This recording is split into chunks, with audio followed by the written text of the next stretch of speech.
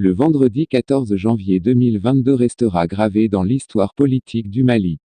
En effet, à l'appel du président de la transition, les Maliens se sont mobilisés de Kayes à Ménaka en passant par Bamako, Koulikoro, Bougouni, Ségou, Sikasso, Mopti, Tombouctou et Gao pour exprimer leur colère suite aux sanctions de la CEDEAO et de l'UEMOA contre le Mali.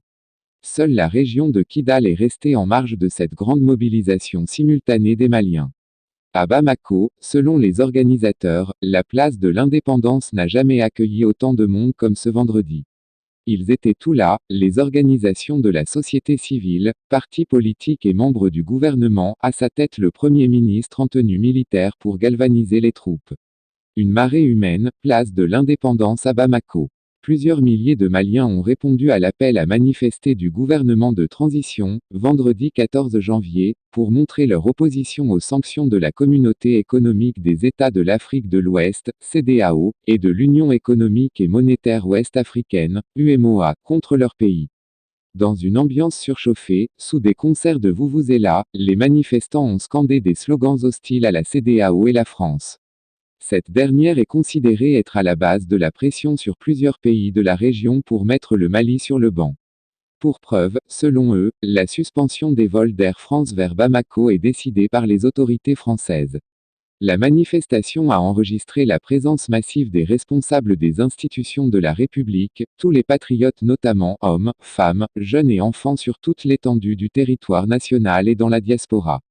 Il s'agissait, pour le peuple, de montrer au monde entier qu'il soutient avec détermination les autorités de la transition.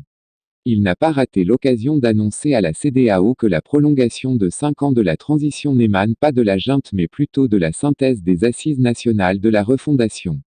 Le Premier ministre, Choguel Kokala Maïga, habillé en tenue militaire, à l'entame de ses propos, a tenu des propos rassurants.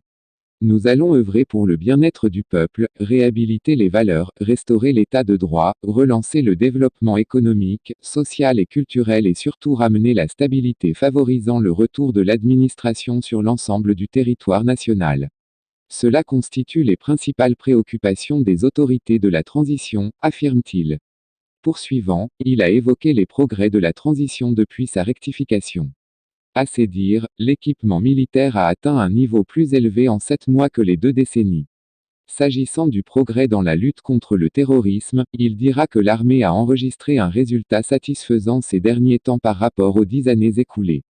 Le PM Maïga a lancé un appel à l'union sacrée, à la cohésion sociale, au pardon et au vivre ensemble.